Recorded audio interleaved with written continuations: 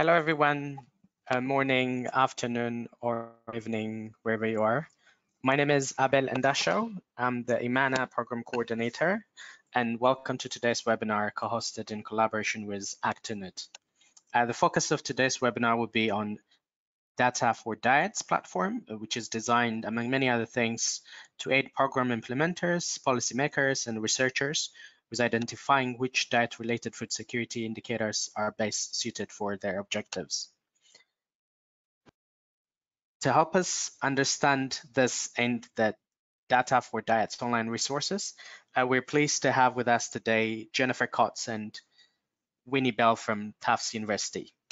As you know, the Agriculture, Nutrition and Health Academy is a global research network in agriculture and food systems for improved nutrition and health, which serves as a platform for learning and sharing. We have members in over 90 countries, and if you have not signed up yet, then we encourage you to join the Academy after this webinar, and it's free. As well as conveying technical working groups, hosting webinars and blogs, we also have an annual meeting of Agriculture, Nutrition and Health community. This year, the 5th ANH Academy Week will be held in Lilongwe in Malawi from 29th of June to 3rd of July. So please save the date. For more information on this and other ANH Academy activities, please visit our website, that is www.anhacademy.org. For now, before we get started, I'd like to go over a few technical items so you know how to participate in today's webinar. You will see the presentation on the left of your screen. On the right, you have the control panel that will allow you to ask questions. You will have the opportunity to submit text questions to today's presenters by typing your questions in the questions or chat box in the control panel. You may send your questions at any time during the presentation. We will collect this and address them during the Q&A time at the end of the presentation. All participants are currently muted. If you want to ask a question using the audio and you're sure your microphone and speakers are working, use the raise your hand function during the Q&A session. That is the green hand on your control panel, and we will unmute you. If at any point you experience any technical issues, please check your audio setting and your internet connection. If lost, please try to connect to the webinar again using the same link. This webinar will be recorded and will be available online on the ANH Academy website. That's it for me for now. Anna, back to you.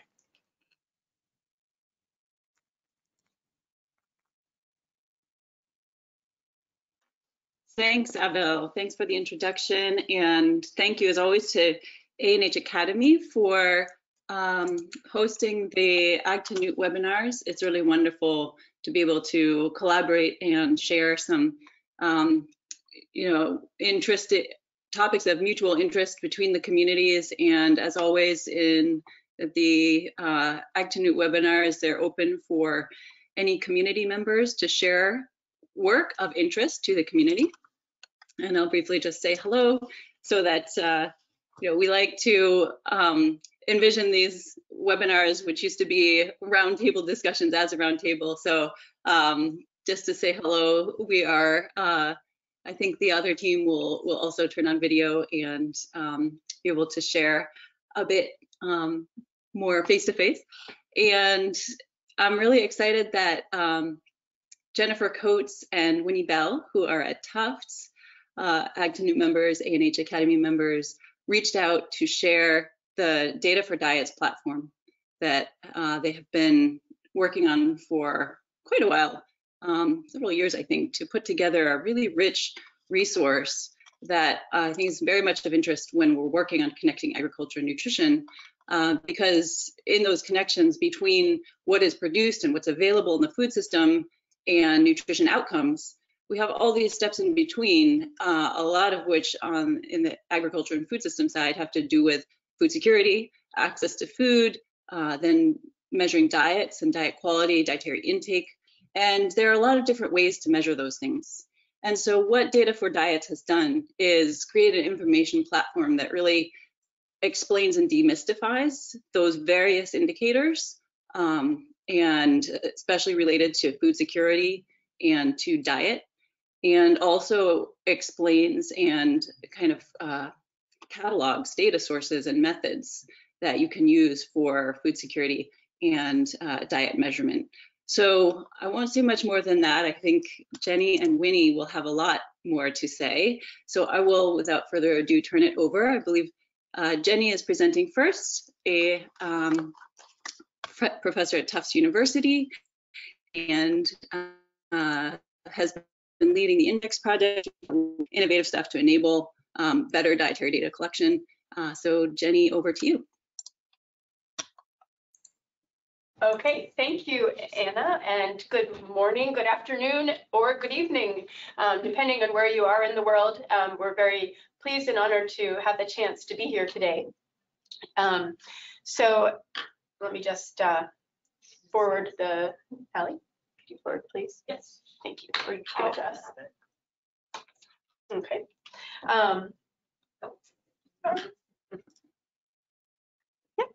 Okay, so just to give you an overview of what we're going to be presenting on today, I'm going to start by sharing a little bit, a very high level overview of the Data4Diets resource, what it is, and also what it is not, in case there are misconceptions out there about what it might offer. Then I'm going to talk a little bit about the background, the motivation for the initiative that we've taken on here. I'll mention, you know, the Data4Diets in relation to the International Dietary Data Expansion Project, which is the project through which this effort has taken place. And then I'm going to touch on the organizing framework that we've used as the basis for organizing the indicators and methods that are in the Data4Diets resource. So then I'm going to hand it over to my colleague here, Winnie Bell, and she's going to give you some more information about how the information in the Data4Diets platform has been compiled and peer-reviewed. And then she's going to take us on a live tour of the Data4Diets website so that you can get a better sense of what the features are and what it has to offer you. So we will hopefully be able to wrap that up within about 25 minutes and then have time for a good, rich question and answer discussion. Yes, and before we get started, we are going to just flash the camera on just so Winnie and I can say hello. We're the ones waving in the back here. So good afternoon, everyone. Hello. And the rest of the people around the table are our Index team members. Okay. So Winnie, can you click, please? Just give it to me, I'll click. Stop clicking. Okay. So to start, I'm going to give you an overview of the Index project. The Index project, the International Dietary Data Expansion Project, has been a 5-year effort funded by the Bill and Melinda Gates Foundation. We have worked in close partnership with IFPRI and with FAO, as well as many other partners and collaborators along the way. The project itself was designed to really improve the availability, access, and use of dietary data globally, more specifically in low and middle income countries. And we've worked through 4 main work streams. As I'll mention in a little bit, we've been working to standardize and streamline the collection of individual dietary data through developing new and novel technology. We've been focusing on improving the design and use of household consumption and expenditure surveys and food balance data, which is also relevant for today's talk. We've been also developing ways to harvest fit-for-purpose indicators and analyses from a wide range of data sources to improve the decision-making around nutrition and agriculture policy. And then throughout all of this, we've been working with and in partnership with a range of countries in order to try to both stimulate interest in and improve their capacity to be able to acquire and use dietary data. So today's talk is really going to be focusing on the Data4Diets effort, which falls under this 3rd objective. But one of the nice things about this Data4Diets initiative is that it is internally integrative, meaning it is relevant to all 4 of the different work streams within Index. So Data4Diets, what is it? And then also, what is it not? In a nutshell, Data4Diets has been designed as a resource to aid program implementers, policymakers, researchers. We really envision a wide audience here to be able to better identify and use diet-related food security indicators that are best suited for a given objective. And along those lines, to also know what kinds of data sources are out there and available and also preferred for the measurement objective itself. We have, as you'll see, a rich compendium of guidelines and supporting documents that are hyperlinked throughout the website so that you will be able to dig in and drill down into more detail around anything that is of interest. And then we have another component, which is a set of analytical case studies intending to illustrate and spark your imagination and creativity around the ways in which you can weave together indicators and data in order to produce useful, usable information around relevant policy questions. All right, data for diets, what is it not? The good news, even though it is not a repository of dietary data, is that we actually have, over the last 5 years, made the global community has seen a lot of headway in the development of 3 very important, rich sources of individual and sometimes at other levels information on food consumption. So one is the FAO-WHO GIFT, the Global Individual Food Consumption Data Tool, and I'm showing you a picture of their website here. Another is the Global Dietary Database, which is housed here at Tufts University. And the third is the Global Burden of Disease Database, which also has many of the same data sets that are contained in the Global Dietary Database. So we're not going to talk in too much more detail about those at the moment, but I refer you to those websites if you have more interest in actually digging into dietary data sets themselves. Okay, what else is it not? It is not a dietary assessment tool per se. We're not, we haven't developed this to enable you to go out and collect better dietary information.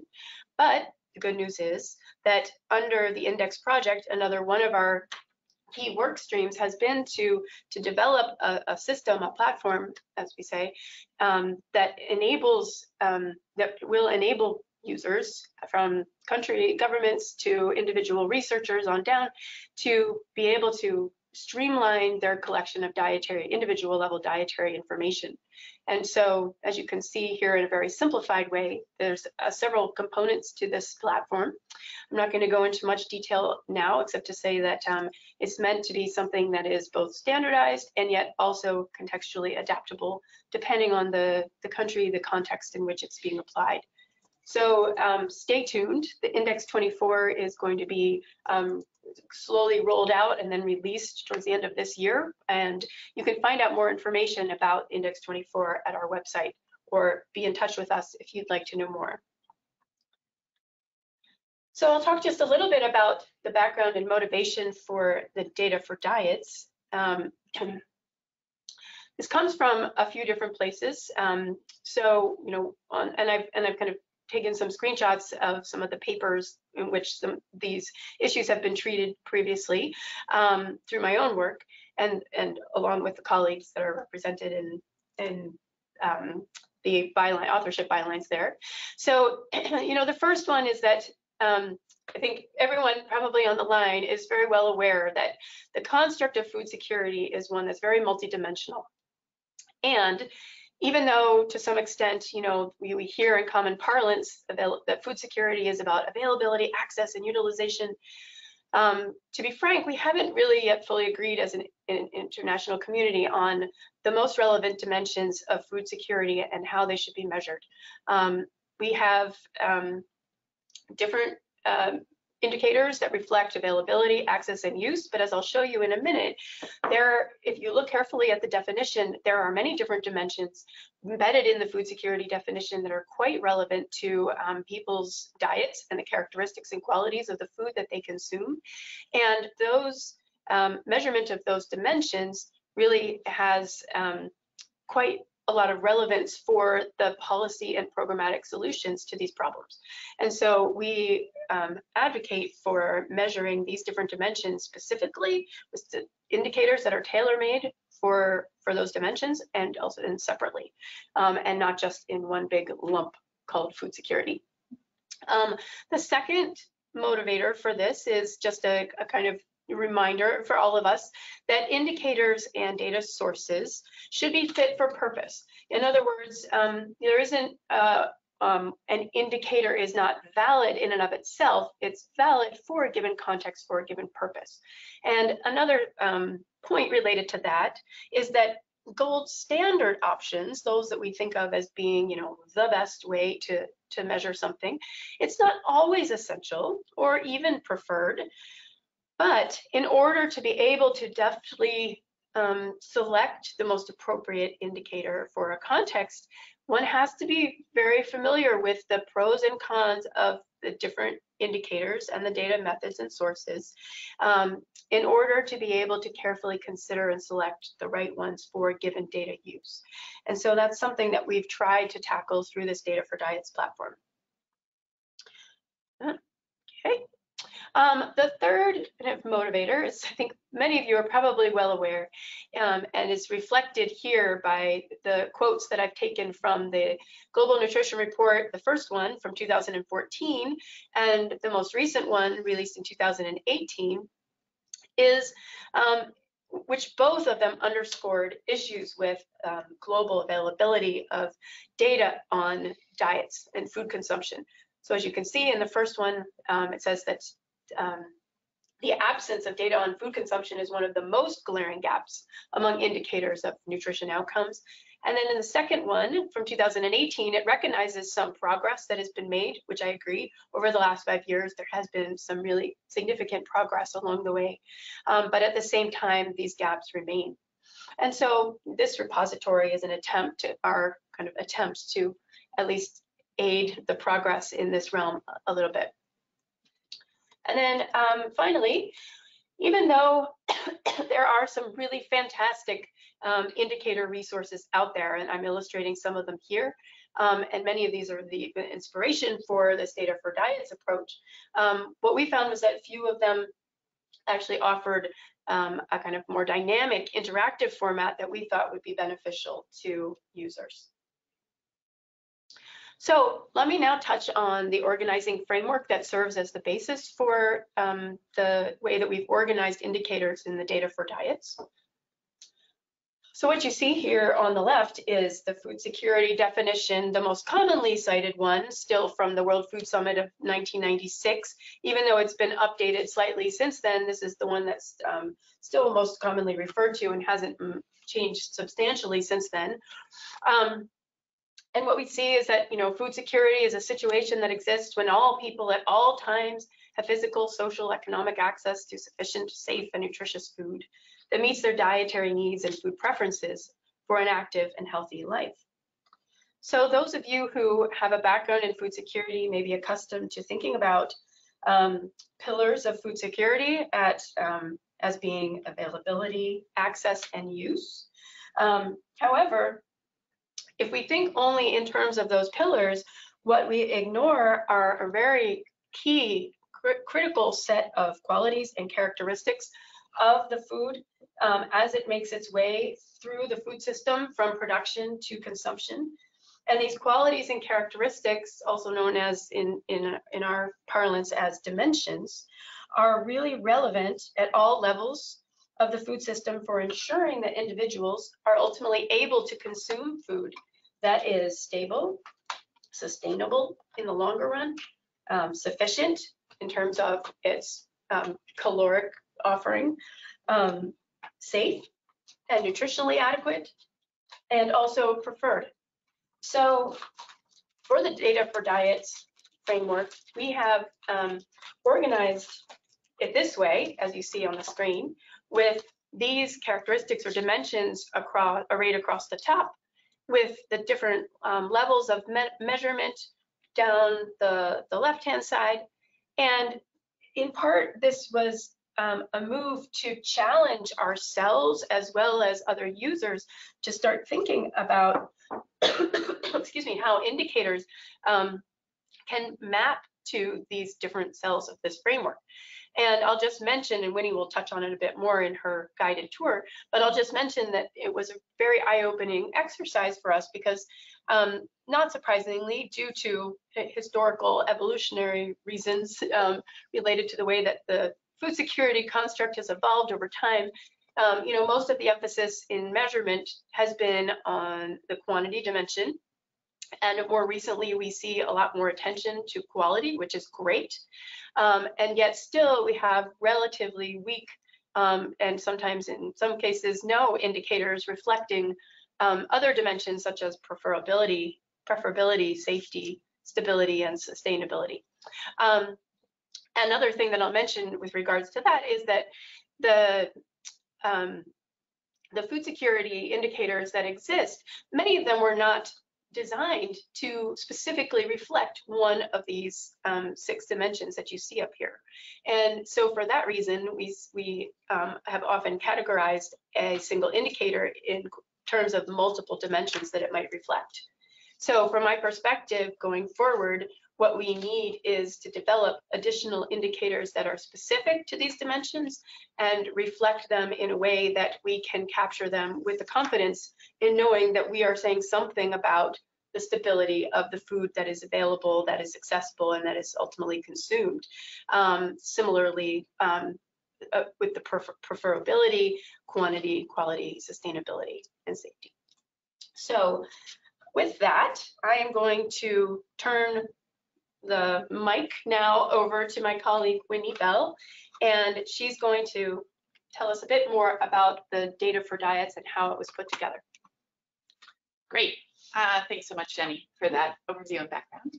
I'm going to start off by talking about methods, but just wanted to mention first the timeline and peer review process that we've been through. We began sort of brainstorming this idea around the Data4Diets in 2016, and over the last several years have engaged a variety of experts from the food security and nutrition field, including the Index Technical Advisory Group and other broader team members for feedback and in-depth peer review at various stages. We're excited to be with everybody today for the sort of official launch of Data4Diets.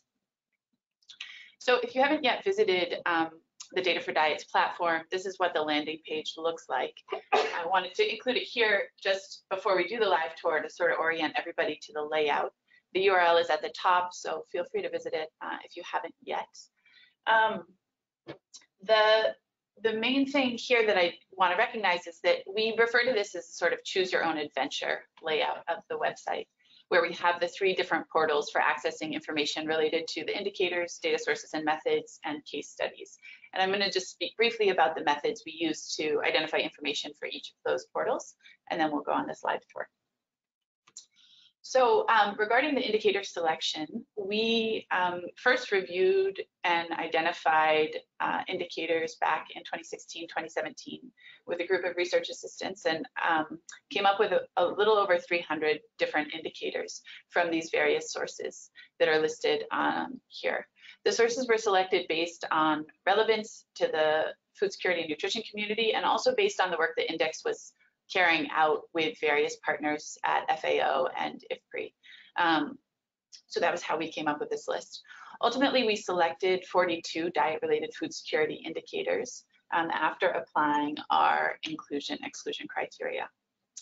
So this inclusion and exclusion criteria were based on the idea that we wanted to come up with diet-related food security indicators, which meant that we wanted things that squarely related to the consumption of foods and their nutrients, and not to the upstream sort of inputs or the downstream outcomes or impacts of food insecurity.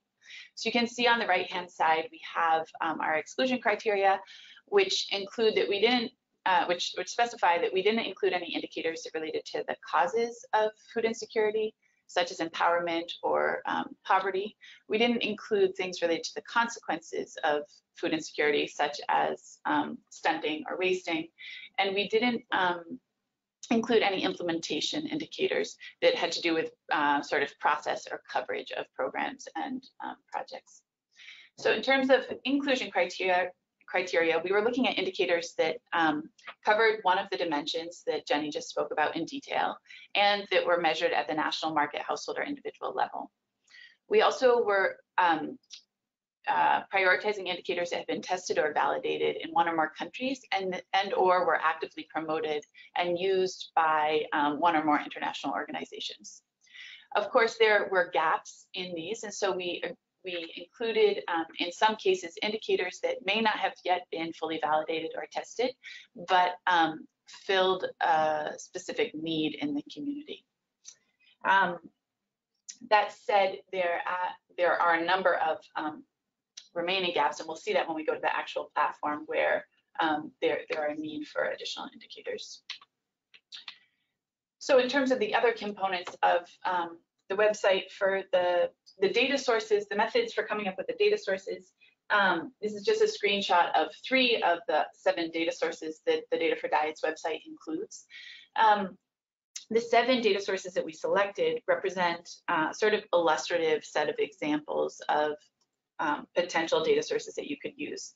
As noted, we don't include actual data sources in this website. It's just a descriptive sort of page about what those data sources can provide for your own analysis.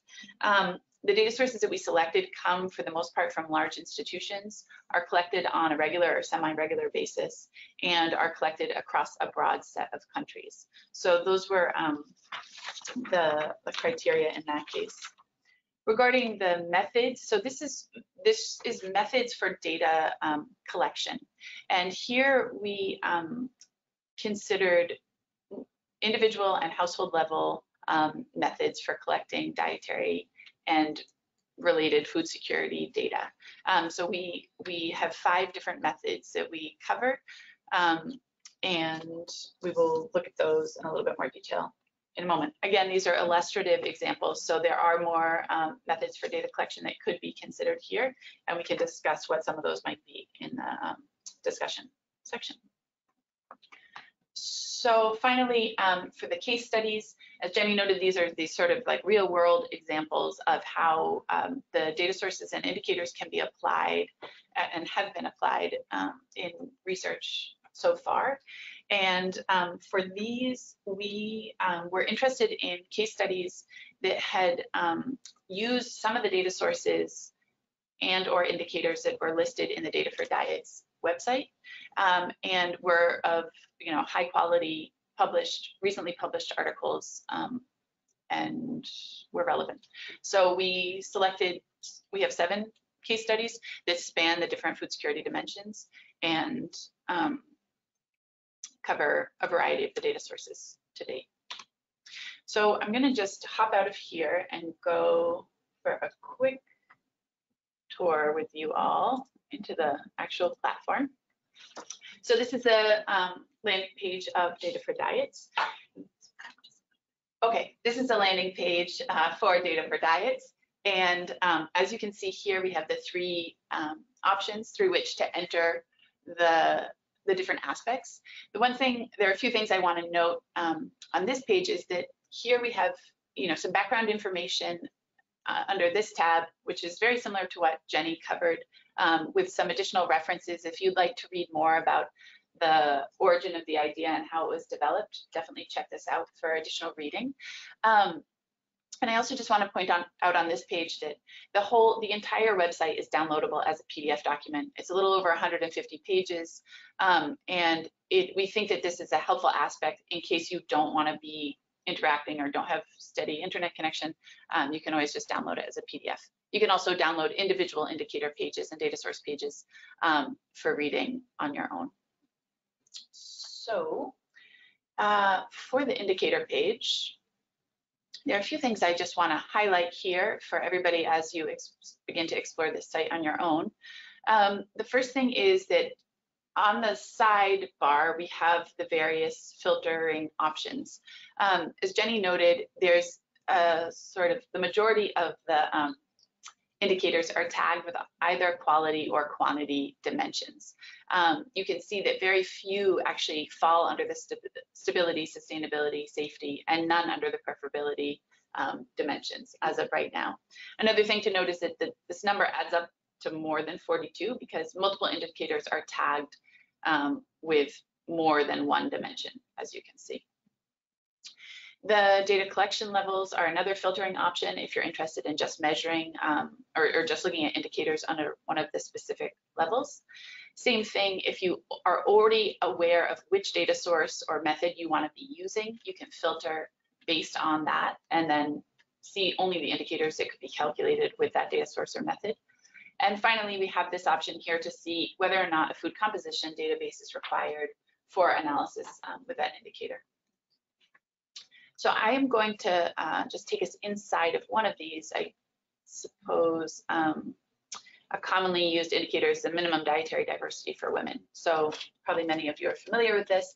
And I just want to highlight here that each indicator page has an overview section, provides a method of construction section, has examples of different uses and strengths and weaknesses of this indicator, as well as the ideal data sources.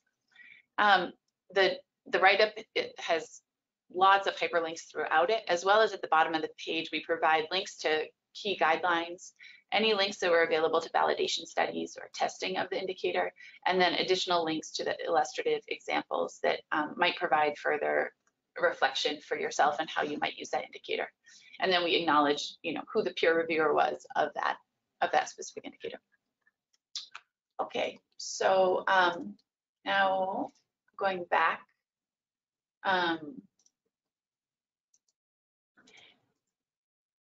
To the data sources and methods page.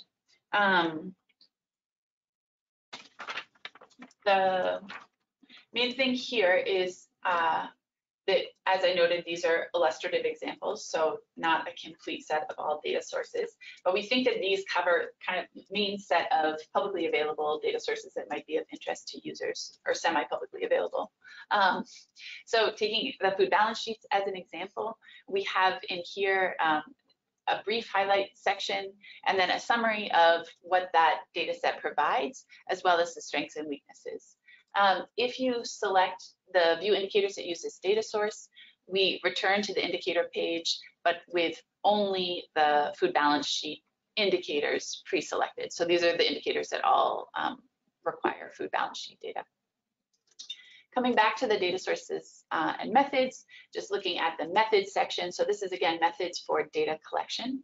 And the idea here is that you can, if you have the resources and the time and ability to collect data directly from the field, these are some sort of more specific methods that might be of interest. So this is for 24-hour dietary recall. Here we evaluate this in light of the other individual level measures of dietary recall, so weighed food records and food frequency questionnaires. And again, provide a summary and strengths and weaknesses for your consideration. Moving on to the case study page, we have here the 7 case studies that I mentioned previously. These span countries, data sources, and indicators. I do want to note, and this applies to the entire site, but I do want to note that any errors that are identified on this page or anywhere else are the sole responsibility of ourselves and not of people at previous stages of the work, including the original authors of those case studies. So taking the example of Brazil and sustainability measures in Brazil, we have this case study here that provides quite a bit of detail about how a food security indicator related to sustainability has been measured in this context. Again, these links hyperlink both internally in the site and as well as externally to other articles that might be of interest to readers. And we provide multiple citations for your additional reference at the bottom.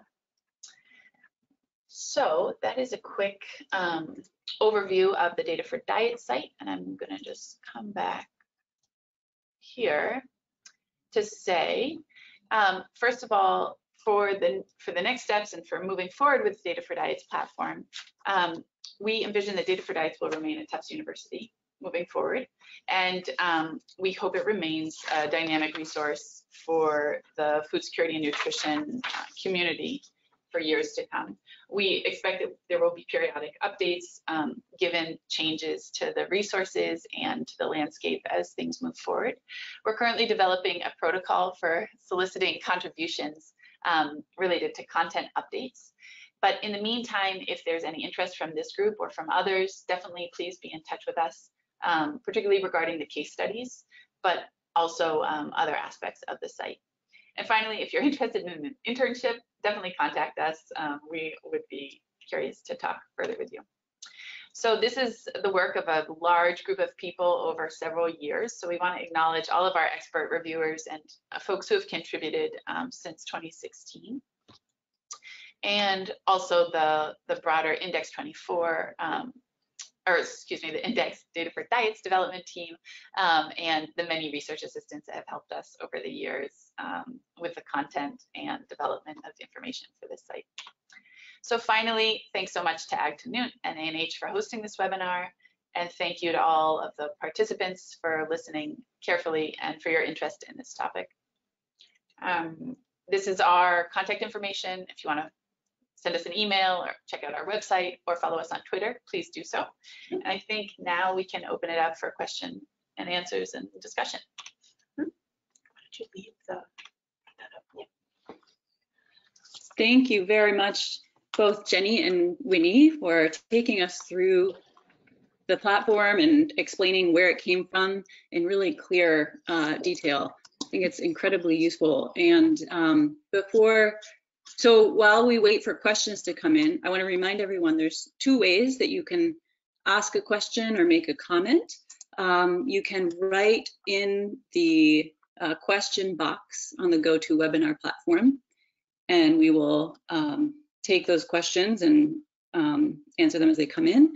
You can also raise your hand using click the raise hand icon, and we'll call people to speak as you raise hands. So while we wait for the questions to start coming in, I just wanted to ask the Index team, how do you envision members of the Ag2Newt community, or people interested in agriculture, nutrition, and health linkages broadly, how do you envision them using this information on Data4Diets? Because as you say, the platform doesn't actually provide the data, but it tells users where to look for relevant data and what it means and why each piece might be relevant. It certainly takes forward some of the work that I was doing on the FAO compendium of indicators several years ago with Charlotte Dufour, and that was, as you say, a static document, and this is amazing to have dynamic resource on the food security and diet aspects that it really fleshes them out and provides these fantastic case studies. And it's something that, when I was a PhD student designing a household survey and trying to figure out what to measure, I would have found this really, really useful. But could you reflect a little bit more on, is this mainly for researchers to choose what to include on their own surveys?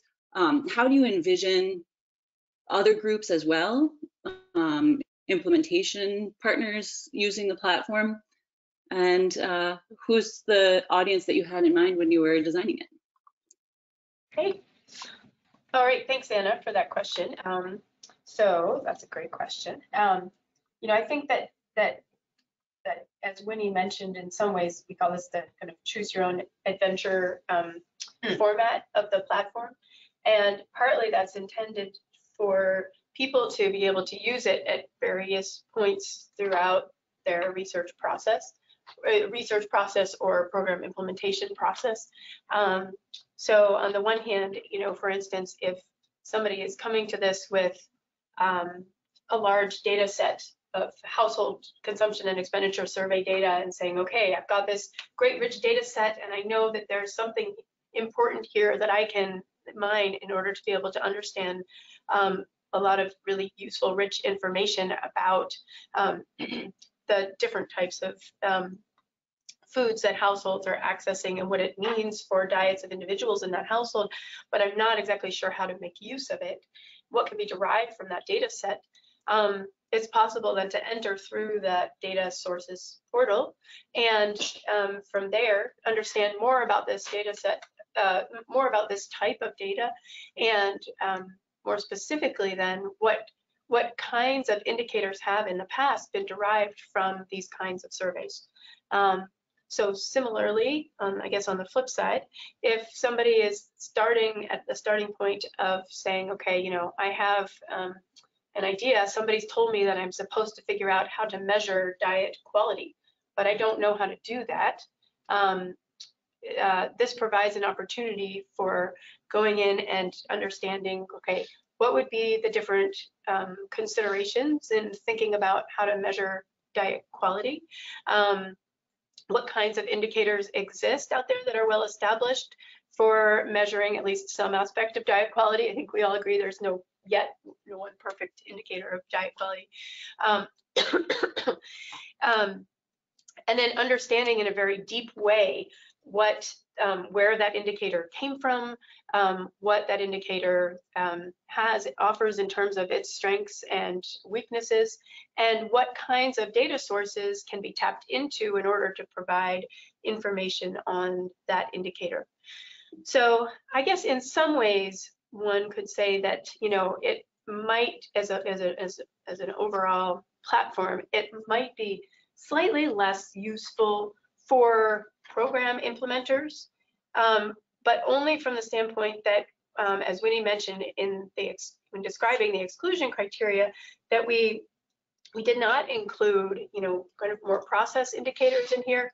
So what we're really looking at here are really impact indicators that get to, you know, with diet and food security as the end goal. Okay, so when we think about the kind of agriculture to nutrition linkages, in kind of putting it in that context of those frameworks, usually diets is kind of a way station along the way to an interest in nutrition outcomes. And so, you know, what we don't reflect here is also these consequences of poor diets. And we don't reflect thanks, Winnie. We don't reflect the many kind of implementation indicators that one might be interested in collecting along the way. But and Winnie's just displayed here kind of one of the kind of more commonly used conceptual pathways showing the linkages between agriculture and nutrition. But I think that one way in which this can be useful for those who are in this ag to nut community is, you know, if we look here, what we see is that first of all, food security has kind of disappeared from this conceptualization, and it's there in kind of different pieces sprinkled throughout. And it's helpful, at least for me personally, to be reminded of the different dimensions that are really critical when we're talking about food production. We're not just talking about any old food. We want to be already thinking from the production stage of the quality, diversity of the food that's being produced, the safety of the food that's being at the production stage. And then if we trace that through to food access, we have similar set of concerns arraying across those dimensions that I talked about earlier. So we want to think about at this level, being able to assess not just food access writ large, more generally speaking, because what does that mean? But we want to be able to really understand, I think, something about the nutritional adequacy of the access. We want to know whether that access is stable throughout the month, throughout the year. And in the short term, we'd also like to know whether it's sustainable in the longer run. And whether people are able to access the kinds of foods that they prefer. So whether they're able to exercise their agency in order to be able to consume food that is socially and culturally acceptable to them and also individually preferred. And then the same kind of set of considerations applies when we look at the diet indicator. So I think, you know, to this point, a lot of the work focused on the linkages between agriculture and nutrition has tried to treat kind of diet, generally speaking, through proxy indicators, which are still very useful, diet diversity, etc. But I think we can expand the way that we think about measuring diets in order to try to reflect some of these other dimensions that I mentioned in the presentation. So yeah, I'll stop there, and yeah, we can continue to open it up for more questions. Excellent, thank you. And a number of questions have come in. Okay. So I will share 4 questions, and also keep in mind, I don't see any hands raised, but if you'd like to speak, feel free to raise your hand and we'll do a next round of verbal questions or comments. So a few questions here, one from Erasmus Tang. What is the impact of the Data4Diet initiative in countries with high levels of malnutrition? Jeff Kira asks, I'm an Indigenous scientist. Would Data4Diets be relevant for Indigenous communities situated in high-income countries? And then when we have a couple on the specific indicators. So Yurika Ueda asks, what is the intention of including indicators that have not been validated yet, emerging indicators? And as a user, should we wait until the indicators are validated to use them? What are the expectations for future innovative indicators? And then Pierre Trisac asks, you mentioned lack of indices or indicators with a preferability tag.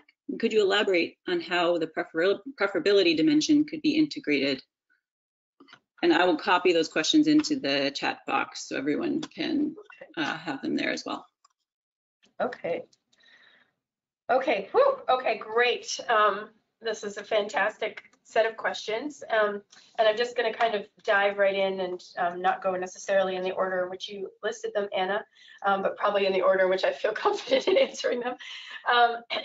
So there was a good question about what was the rationale for including some indicators that weren't yet validated.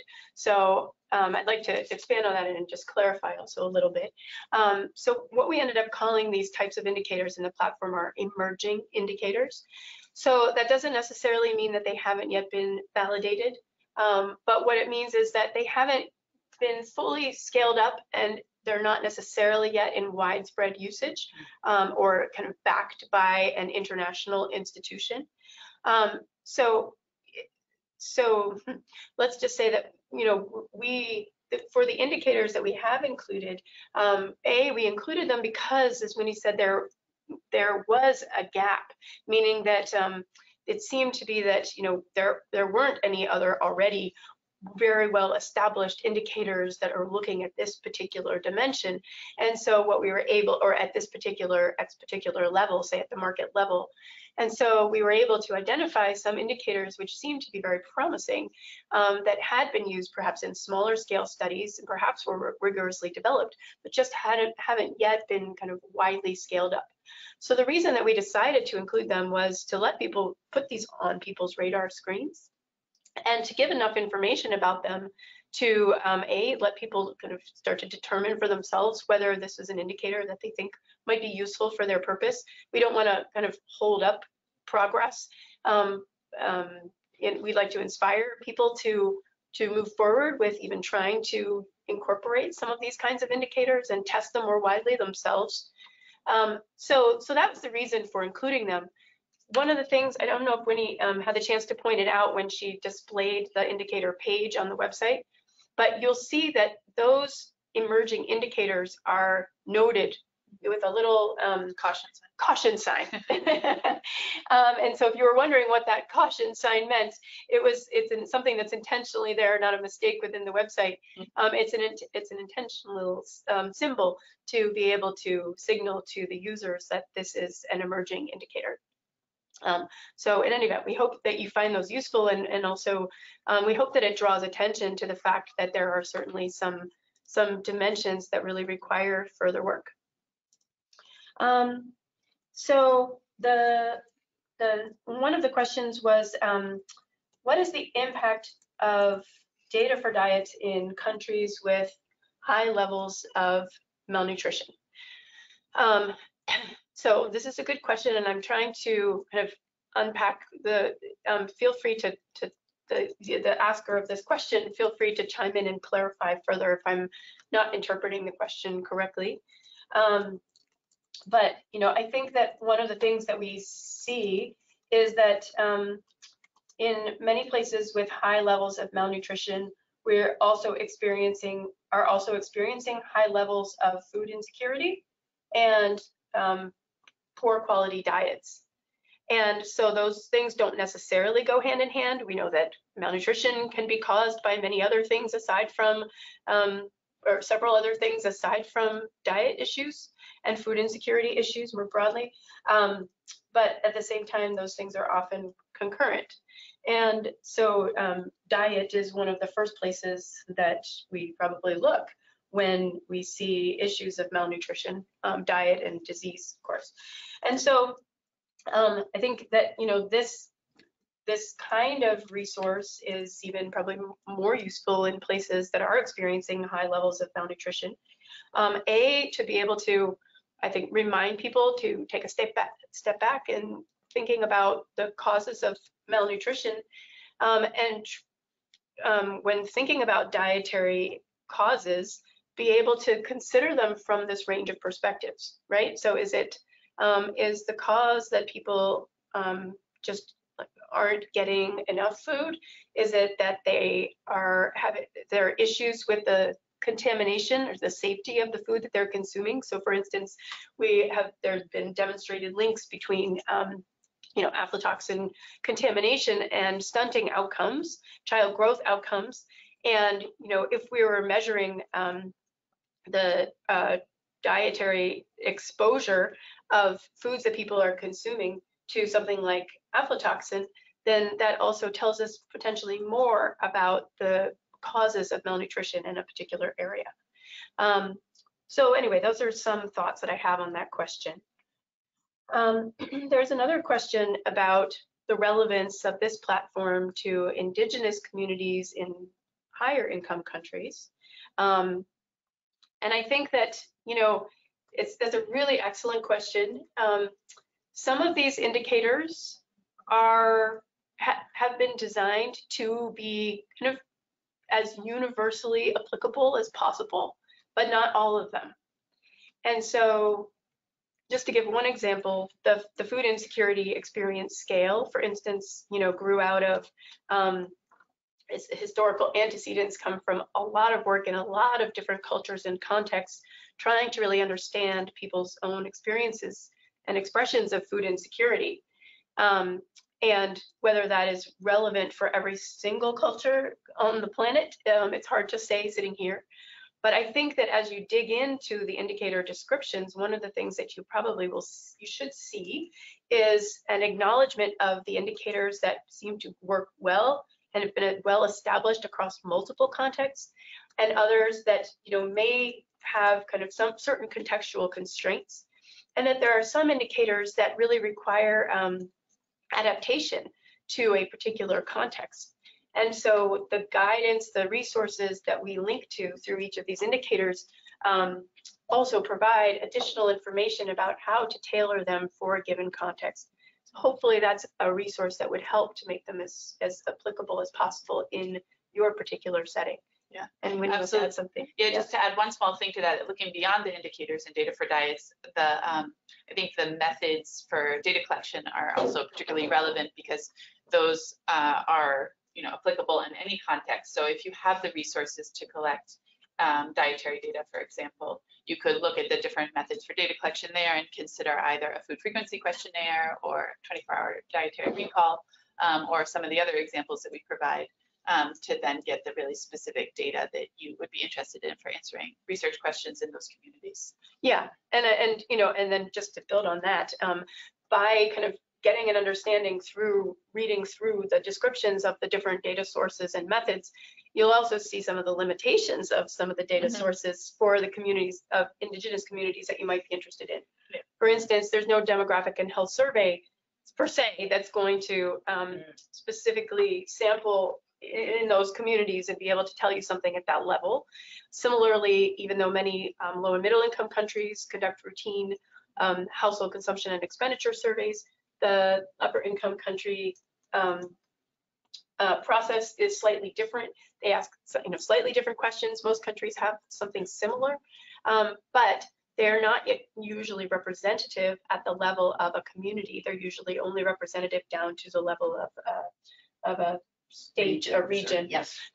So you'll see that there are going to be some limitations for your purpose, and hopefully you'll be able to discern that by reading carefully through these different descriptions. This last question was about the preferability dimension. So this is a great question. And in fact, I'd love to open it up to the audience here to hear your thoughts on this matter. But just off the top of my head, because it's not something that I've been able to spend yet a lot of time thinking deeply about, I think that, you know, the preferability dimension would lend itself well to an approach similar to the approach that was taken with the food insecurity experience scale, in which we're trying first qualitatively to understand the kinds of things that drive preferences, and then perhaps reflecting that in a scale of preferences. There's other approaches that are used, you know, currently by economists and others to try to understand food preference. Different kinds of scaling approaches, best worst scaling, discrete choice experiments, and others that haven't yet been kind of turned into a set of indicators per se that could be used in order to reflect preferences across a range of foods.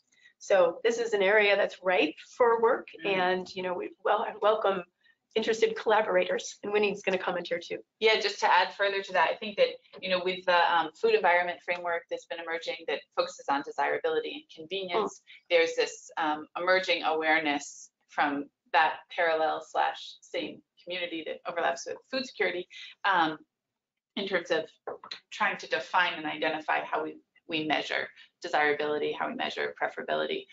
So I think there's a lot of work, and we're kind of, I think soon we'll see a lot more coming out about this. And then, you know, in terms of when there's convergence around a specific indicator, that might be a bit further down the road. But to date, there's definitely a lot of qualitative work that I've, maybe not a lot, but quite a bit of qualitative work that's come from that more the food environment drivers of consumption side.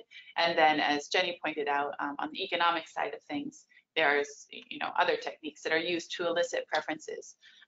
Arriving at a single indicator, we're not there yet, but I think in the coming years.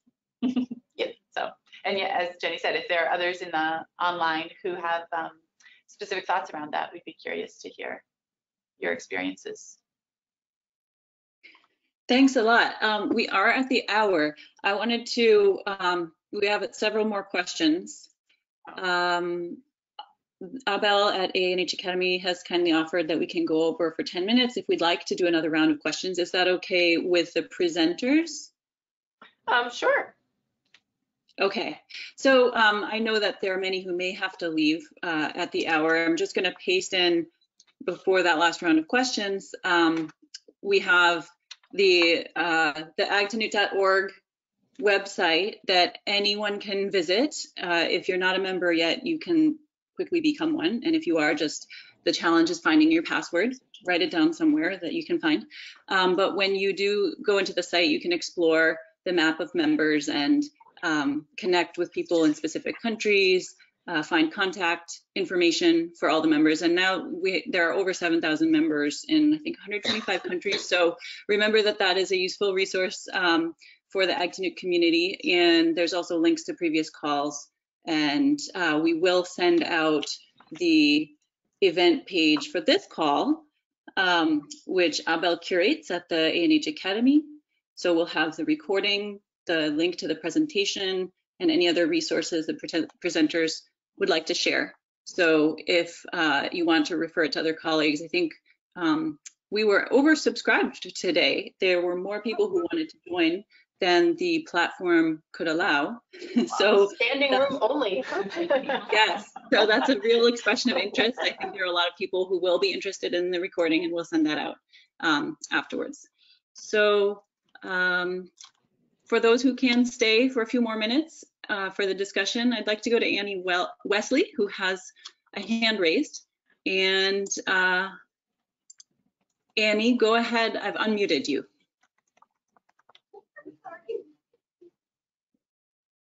Oh, we can't hear. Oh, yep. unfortunately, we can't hear Annie. Maybe you could type your question in the chat box. You're clunking, but we Yeah, can't hear a we hear voice. some clunking. Okay, Or maybe Good we'll try idea. another one and circle back. that sounds good.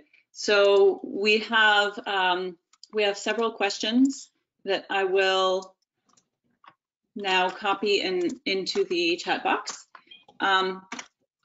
So from Sasha Lamstein, she says, a relatively simple question of clarification regarding the framework Jenny presented.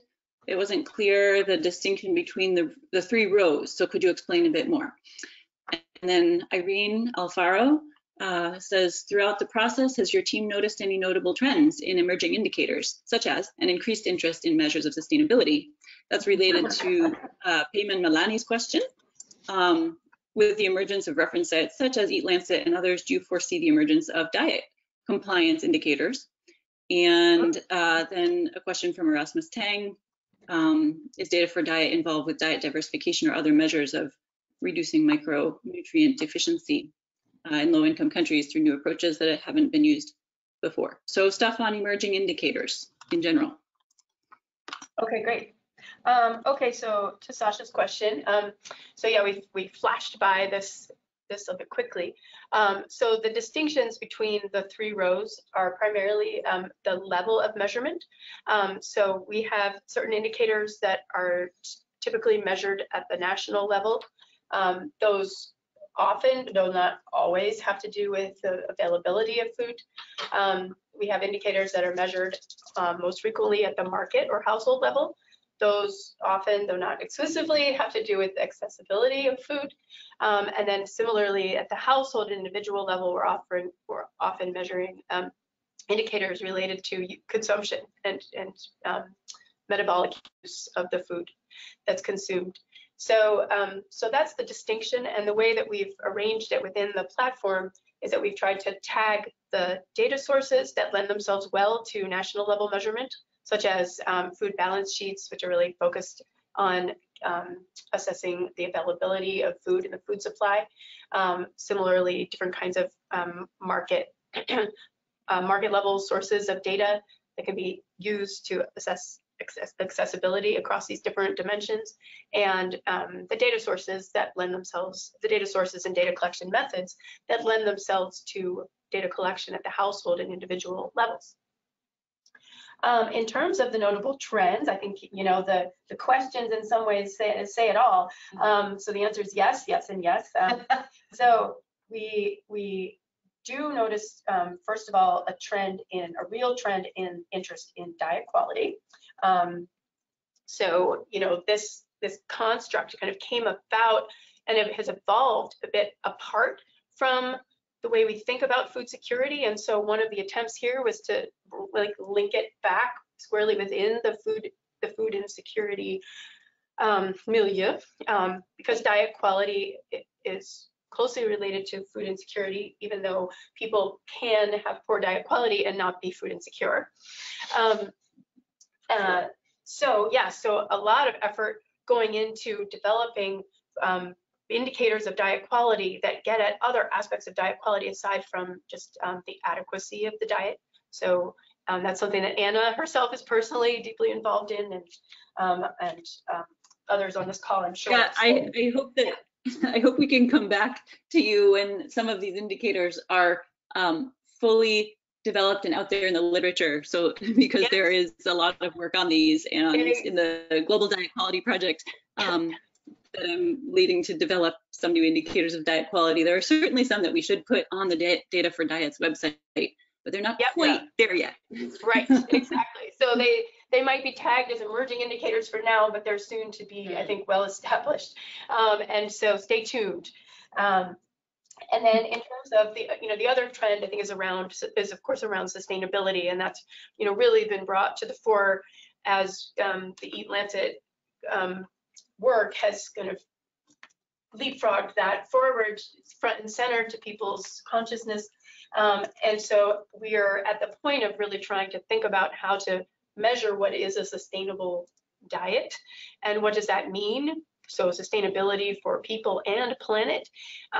So what we haven't yet done, and I think in some ways down the road, is think about to be able to think about individual specific indicators of sustainable food security. But I think that that's coming. If you see the most recent draft report of the high-level panel of experts on food security, they are also proposing that sustainability be placed kind of more front and center and recognized as a dimension of food security that hasn't been recognized before. And part of the effort behind that is to then say, okay, now how can we better measure it? So that one's definitely coming down the road. Certainly also safety is increasingly kind of coming into people's consciousness as a really important facet or aspect of food security. We see institutionally some important changes happening, merging of food safety and nutrition and WHO and other things that I think are going to actually start to jumpstart the process of thinking more carefully about food safety indicators and what kinds of indicators and approaches can be used by nutritionists who aren't yet familiar with how to go about assessing, risks, dietary risks of food safety threats. So those are the ones I think that are kind of are underway and emerging. And as we said before, preferability maybe lags behind a little bit. And stability is certainly something that continues to be of interest, but has to be more well-rounded with additional indicators as we look at the temporal dimension and how to incorporate that into our measurement approach. Okay, so I think one of the big food security challenges. Exactly. Yes. So I hope that I answered those primary questions, and I will stop there. Oh, there was one other question about diet compliance indicators, and yes, I think that excuse me, there is an interest in being able to do that. One of the challenges is that we don't have a globally agreed set of guidance or guidelines for what makes a healthy diet. And so being able to kind of assess compliance with diets, so far those efforts have tended to select diets like the Healthy Eating Index or compliance with the Eat Lancet diet or compliance with the DASH diet, for instance. And I think that's a really interesting approach, a type of analysis that can be done looking, and one of the case studies we have illustrate an example of how that was done using the DASH diet, using food balance data in Cameroon.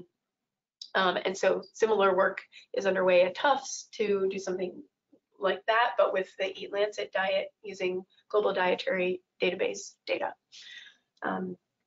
So hopefully get some inspiration from the case studies to carry on with that line of analysis. Absolutely. And if you see things that are very notably missing from the website, check back and look for, as we mentioned, some specific guidance around how we'll be soliciting potential contributions to fill some of those gaps moving forward, since the field, things move quickly and we want to stay with it. Yeah. So. All right. So I think it's 10 past. So from our end, we're going to just say thank you so much for all of the participants. We really appreciate your time that you've given to joining us on this call, and we hope to stay in touch. Back over to Anna to close up. Thank you very much, Jenny and Winnie and the whole Index team for putting this together. We're honored that you chose to do your official launch of the Data4Diets platform through AgToNewt.